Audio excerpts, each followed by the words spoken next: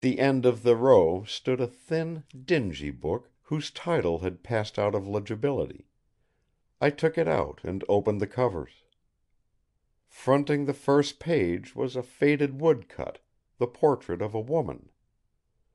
Beneath, in old long S type, dim on the yellowed paper, was printed the legend, "Desire Michell, ye foul witch." Closing the book, I forced reason to come forward. I was resolved that panic should not drive me again, nor my defense fall from within its walls. Master of my enemy I might never be.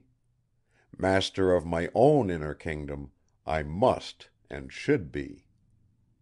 But I was glad to be here instead of upstairs while I read, glad of the interlude in Phillida's company, and of the presence of the 3 sleepy canaries who blinked down at the disturbing lamp. The date stamped into the back of the book in Roman numerals was of a year in the 1700s. What connection could its Desire Michell have with the girl I knew? Perhaps she had adopted the name to mystify me.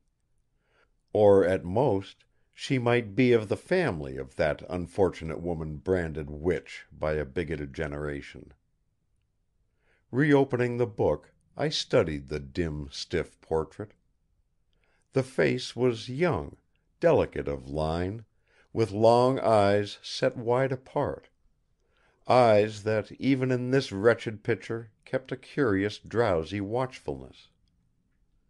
The inevitable white Puritan cap was worn, but curls clustered about the brow and 2 massive braids descended over either shoulder.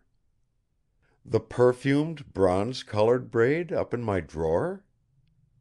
The volume was entitled, "Some Manifestations of Satan in Witchcraft in Ye Colonies," by Abimelech Featherstone. Disregarding the satanic manifestations set forth in the other 4 chronicles, I turned to "Ye Foul Witch, Desire Michell." As I began to read, another breath of wind sighed through the house, sucking windows and doors in and out with the shock of sound, instantly ended, that is produced by a distant explosion. I thought a flash of lightning whipped across my eyes.